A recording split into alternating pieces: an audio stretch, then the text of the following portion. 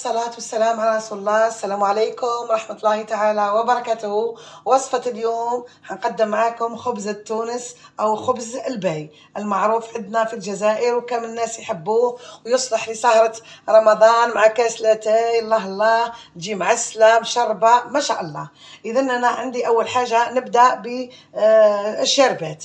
الشربات وش نحتاج فيها؟ نحتاج إلى كأس ونصف من السكر، نفس الكاس اللي نقيس به هو نفسه نقيس به جميع المقادير. كاس تاع سعته 220 مليلتر. إذا عندي الكأس الأول عندي نصف كأس، هذا بالنسبة للسكر. نديروا معاه نصف كأس ونص السكر، نديروا معاه 3 كيسان من الماء، يعني الدوبل تاعو. بسم الله. 1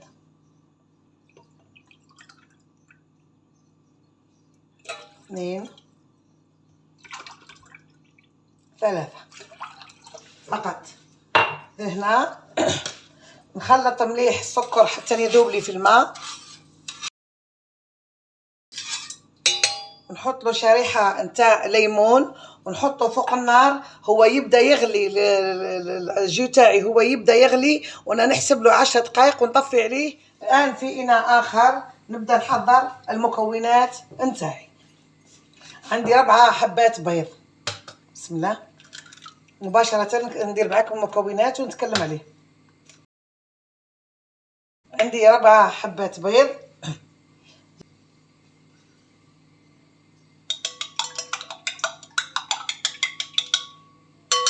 نضيف معاهم نصف كاس من السكر، نضيف معاهم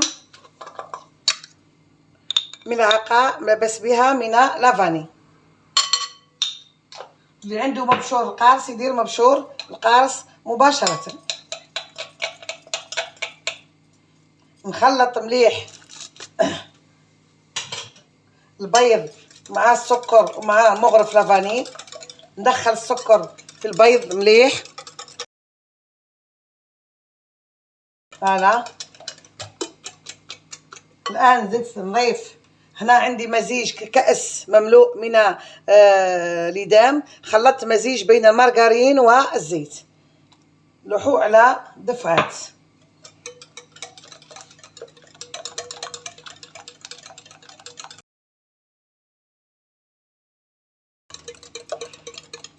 هلا. الآن نجيب نص كأس من نواه كوكو، حمصته هنايا، نواه كوكو محمص.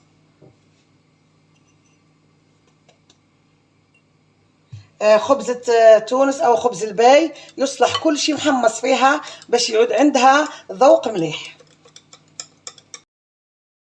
الآن ناخذ كأس محمص، كأس مملوء كاوكاو. من الأحسن يعود عندك الكاوكاو بالقشور تاعو، أنا موش متوفر عندي، درته بلا قشور لكن حمصته مليح، قليته مليح في الفرن. فوالا.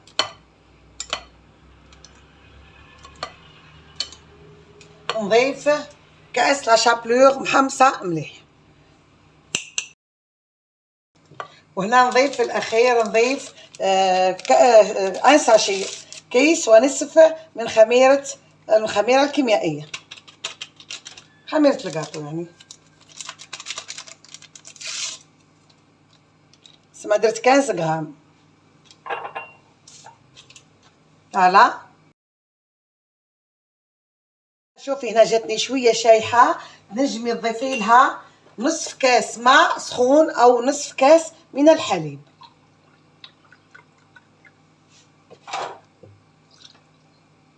هلا.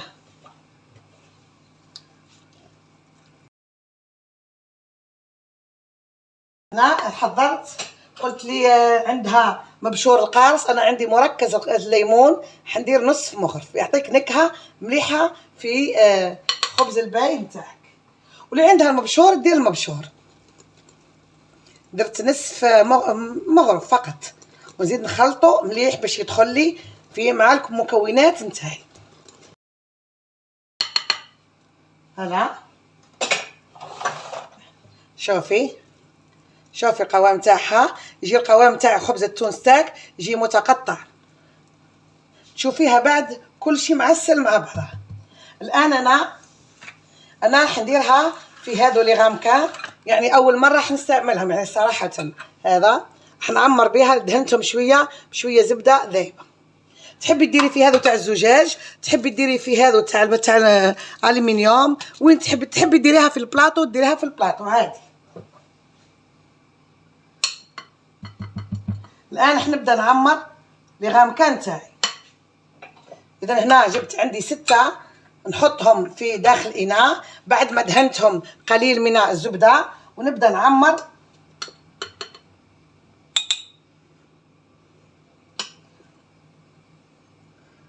ندير حوالي هاك 2 مغارف، خاطر موش لازم تعمريها مليح، خاطرها من بعد راح يتنفخوا فيها الخميره الكيميائيه.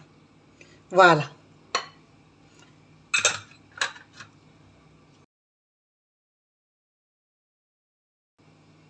نعمرهمش مليح باش نعطي فرصه تنفخ لي الخبزه نتاعي حلوه نتاعي. اذا نكمل نعمر 6 لي غامكان نتاعي، واذا بقات نبدا نزيد ديمول اخرين.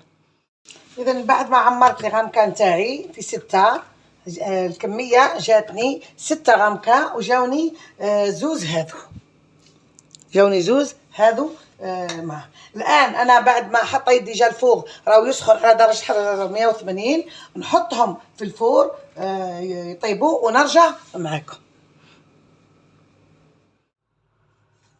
اذا بعد ما طابت لي طاب لي خبز الباي تاعي، شوف جا محمر، جا ما شاء الله طلع لي جا هايل. الان هو مادام هو سخون، الان راح نسقيه بالشربات نتاعي اللي خدمتها معاكم. الان هنا نسقي كل وحده ندير فيها حوالي 4-5 مغارف. انا حندير بلا لوش مباشره، نسقيها لازم يشرب مليح الخبز نتاعي.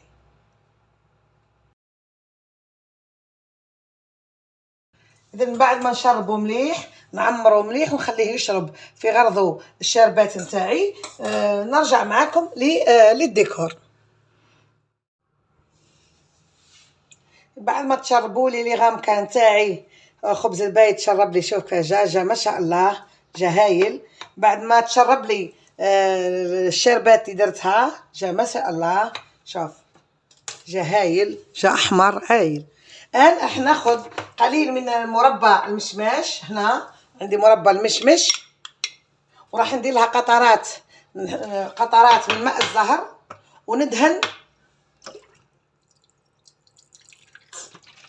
وندهن بها لي غامكان تاعي كامل من فوق. هذا الطبقه اللي حنديرها من فوق تاع المربى مع ماء الزهر تعطيني نكهه تزيد لي نكهه في خبز الباي تاعي، وتعطيني لمعان في نفس الوقت. يعني اللي عندها اي حاجه ديريها من فوق.